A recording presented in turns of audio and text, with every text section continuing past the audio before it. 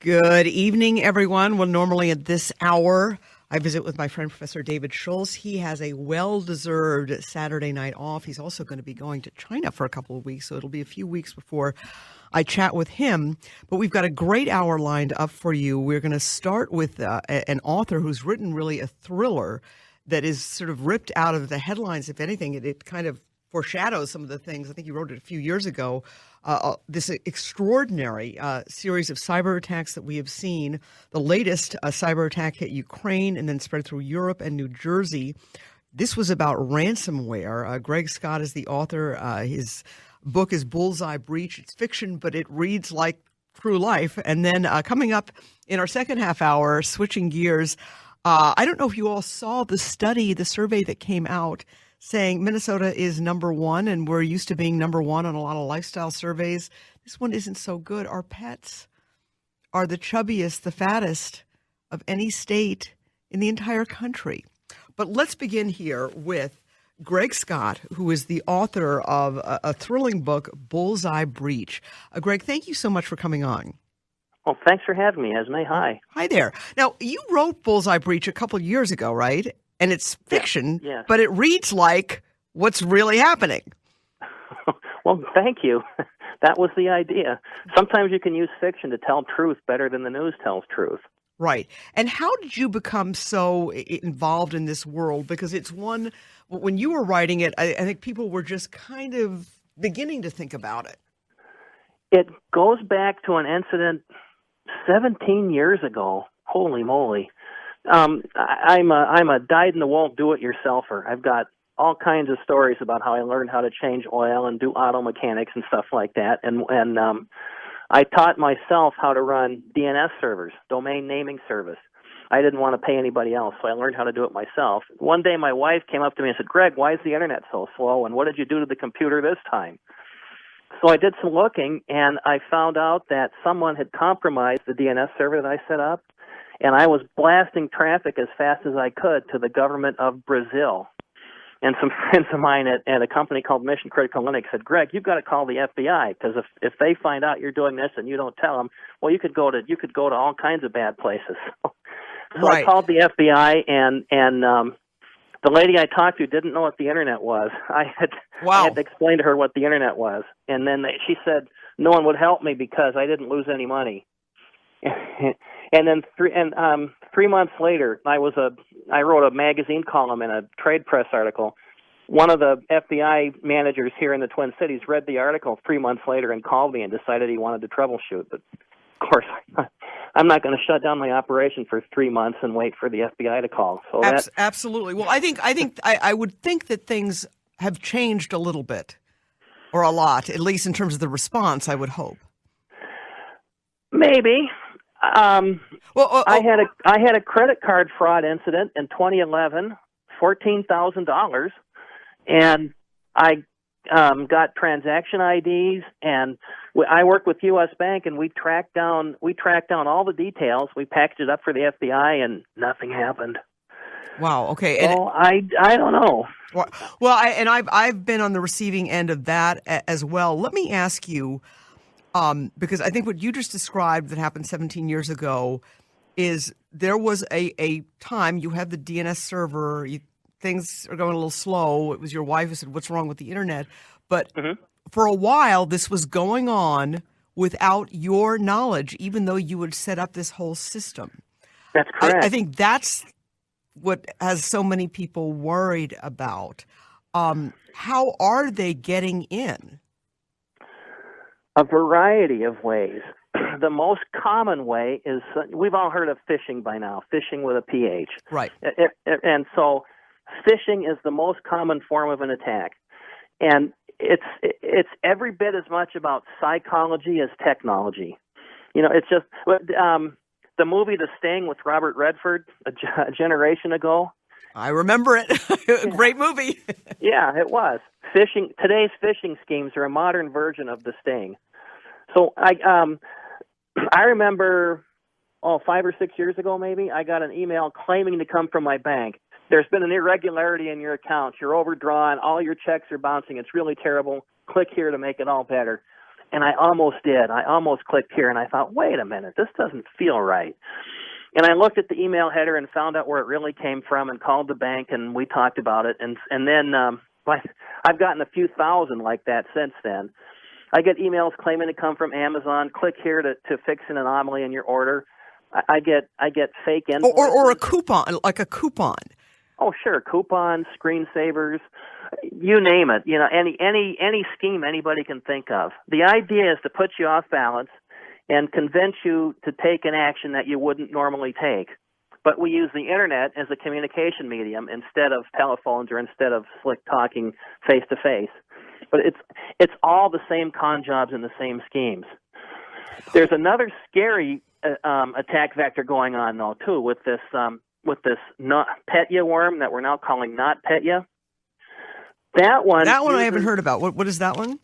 That was the one from just a couple days ago. So WannaCry happened in May, and then this Petya one happened on 4 days ago. The one you just mentioned that started. Oh, okay, in Ukraine. Okay, yeah. Yeah. There's been different names for it. Ukraine got hit hard because there's a Ukrainian accounting software company that does accounting and taxes. Apparently, this software company sent out an update. Well, somebody had compromised the update. Oh, wow. Everybody that updated their software ended up with the malicious software inside their computer by updating the application. Okay, so this is a Ukraine. Okay, so this is a Ukrainian company. Yes. That has software for tax purposes. Yeah, I think that. Yep, I think the name of the company was me.com or me.go or something like that. I looked up the company's website, and I don't speak Ukrainian. I used to speak a little bit of Russian, but I've forgotten most of it. But I could translate it. It looks like that website or that company is an internet certificate authority. That's got mega huge implications. It's kind of like a dress rehearsal for something that could be bigger. Phishing that I just explained is the biggest form of attack, and we've heard all kinds of press about it. We haven't heard any press about trust on the internet, and that seems to be our Achilles heel. And I think this attack we just witnessed is a harbinger of maybe some bad stuff to come. And explain why exactly. Sure. When you visit Amazon.com or when you pick your internet retailer, you go through your computer and that retailer go through a dialogue so that retailer proves that it is who it claims to be. So when you go to Amazon, you really are going to Amazon. Right. Well, if the way fundamentally, the bottom line, the way that all works is everybody trusts these third-party certificate authorities. If I'm an attacker... I trust, when I go to Amazon, I'm trusting that I'm on Amazon. Correct. Okay. That's correct. Okay, I can... I do. Yep. Now, what if I were to impersonate Amazon? What if I were an attacker and I were to build up an elaborate website that looks like Amazon but steals all your credentials? How would I fool you into going to my website instead of the real Amazon website? I'd have to do a bunch of things around the internet infrastructure. I'd have to poison DNS. I'd have to poison the DNS server so that you go to my IP address instead of Amazon's IP address. But then I'd also have to give you a fake certificate that says I'm Amazon and it's appropriately signed. I'd have to give you the fake certificate to fool your computer into believing that. Well, that's a big deal. Everything we do depends on DNS and depends on these certificate authorities. DNS is pretty solid. It's been through the wars. It's been corrupted and fixed and corrupted and fixed. And when you say DNS, lots of times. DNS is what now? Domain naming system. Okay, all right. So DNS says www.amazon.com translates to such and such an IP address. It's kind of like Esme's house is at address 123 Main Street. Right. Okay. DNS we can feel comfortable about. DNS is reasonably solid. The certificate system, that's a different story. That's some people say that's a house of cards. I wouldn't go that far, but it's also not as solid as what we think. And what's the difference between DNS and a certificate? Layers. The the certificate system. When you and I want to talk to each other, I need to know that you really are Esme Murphy, right? And I really am talking to WCCO instead of somebody pretending to be WCCO. So you'll hand me a certificate signed by somebody that you and I both trust that says, yes, I really am Esme Murphy, right. And John Smith down the street says so. And I recognize John Smith's signature, so I trust John Smith, so therefore I trust you, and I really believe that you're Esme. Right. If you can hand me, if you're evil intruder Esme impersonator, mm-hmm. and you hand me a certificate with a signature that looks like John Smith, right. that fools me into believing it's John Smith, then I think you're Esme, but really you're somebody else. Wow. Okay. That metaphor holds all through the internet. There's a bunch of technology behind it, but that's the metaphor. Okay. If I'm an attacker and I can fool these certificate systems, I can own a whole lot of people. All right. Well, listen, we have to take a quick break here. I'm chatting with Greg Scott. He is the author of Bullseye Breach. It's a book that you can get anywhere books are sold. It's a work of fiction, but it talks about a massive cyber attack. When we come back, I'm going to get Greg to kind of walk us through what to watch for, because I feel like these offers are becoming more and more sophisticated, and it's reaching all of us at some point. So keep it here. You're listening to News Radio 830 WCCO. It is 8:22. We are chatting with Greg Scott. He is the author of a fictional work, Bullseye Breach. He's also an expert on cyber attacks. Greg, what, as I understand it, with this particular attack that began in Ukraine, people were actually told that if they didn't pay a certain amount, they would lose all the information in their computer, right? Correct, and that's typical of ransomware attacks. It's designed to catch you off balance. And then they were told, I guess, if they didn't do anything, they'd lose all the information in their or their computers. What? And it turns out they couldn't pay up anyway. The German email address that the attacker wanted them to send to, the email provider disabled the email, so they couldn't pay even if they wanted to. Right. What are there any kind of key things, because this is changing all the time, and obviously there's some things that are complete scams. Somebody in Kenya saying that, they've got $2 million for me. I mean, even I can figure something like that. But I actually got an offer for a coupon, which is, I know this sounds really stupid, but I almost clicked on it for, I think, $100 of free McDonald's or something like that. And I thought, oh, that looks really good. And then I realized, wait, this isn't for McDonald's. And then I thought, well, what is this? And then I just deleted it. I mean, what are the things we should all look out for? Email phishing attacks. Learn how to look at email headers. That's huge. It sounds technical and difficult and all that, but it's not a big deal. You click on some buttons and you can look at the IP address where it really comes from instead of where it claims to come from, and compare those two.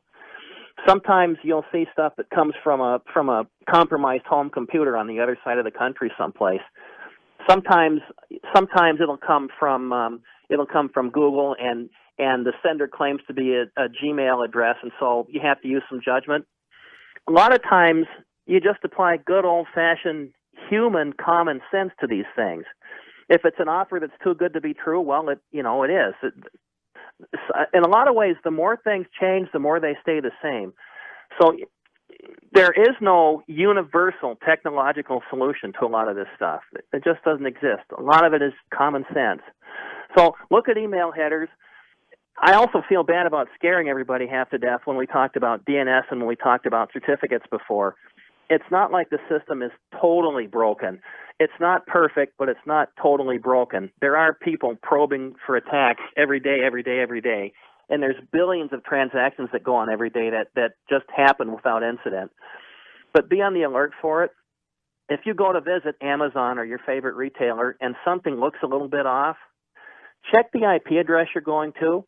Maybe a little bit technology here. Launch a command window and ping it. Get the IP address that it claims. Call your internet service provider and see if they think it's the same IP address as what you think it is. If there's a discrepancy, maybe your home internet router's been compromised somehow, and there's been lots of those that have been compromised. If the website looks a little bit off, contact the retailer directly the old-fashioned way over the phone and talk to a real human being and see if reconcile what you need to reconcile.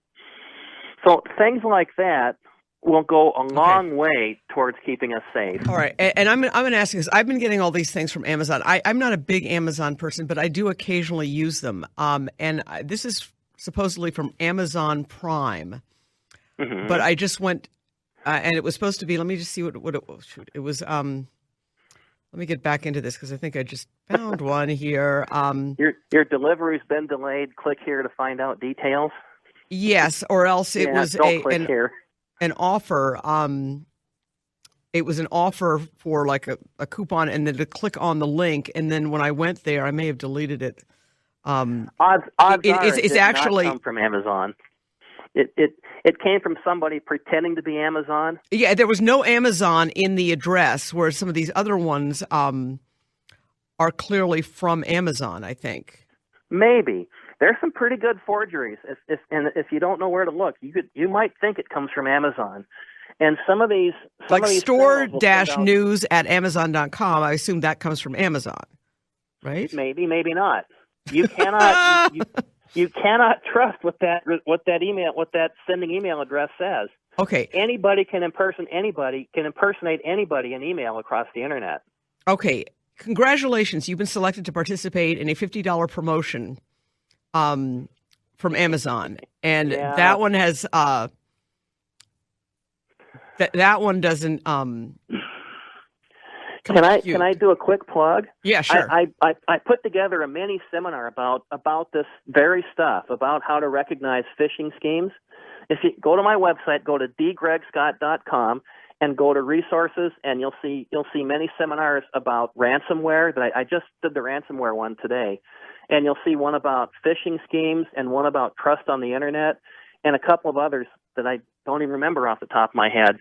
And they're all 10, 15, 20 minutes each. They're in bite-sized chunks, and I worked hard to put those together in English so that people who speak English instead of techies as a native language can listen to it and learn. Right. And that's just there for anybody that wants to look at it. Okay, well, that's great. Give us that address again here, because this is complicated stuff, and some of this stuff really, we're all busy, and we're, they obviously know that I must shop at Amazon occasionally. I not very often, but clearly, Yep, parts of it's complicated and parts of it's not. Here's the website: D as in Daniel, dgregscott.com. Okay.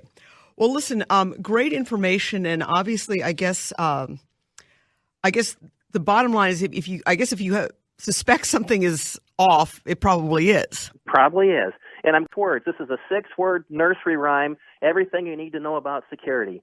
6 words. Here it is: care and share to be prepared. Do you believe it took me 3 years to come up with that? Okay, I'll do that. And let me ask you another thing too. I was talking in the break with our studio coordinator, Kevin Reed. When somebody calls you at home and says, there's a problem with your computer, we know it's running slow, that's no good, right? Don't you dare fall for that. Because that is so common. Well, yeah, I've had 3 or 4 of them. I like to play with those guys. I'm speaking for myself tonight. I'm not representing my employer, but I work for a company named Red Hat. And Red Hat is a big deal with open source software. Red Hat and Microsoft are kind of competitors and kind of partners. I was sitting at Red Hat's corporate headquarters where there's no Windows computer anywhere in the whole building, and I took one of those calls. Somebody said that the caller said that my computer had a virus and I needed to let him in to fix it. I asked him, where are you calling from? He said he was calling from downtown Ohio. Downtown Ohio. Okay. Yeah. That's a problem. I asked him if his mother knew he was stealing from people. Wow. Okay. A bunch of people lined up and wanted to talk to him on my cell phone. Okay. Don't fall for fake tech. Don't fall for fake tech support schemes. I've cleaned up some of those messes. They're painful. Don't fall for it.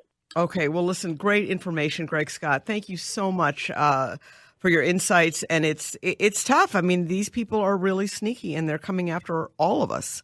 Yes. Certainly appreciate it. And again, your book, Bullseye Breach. Thank you so much, sir, for your time. Thanks for having me. All right, folks, your WCCO time check, 8:31, brought to you by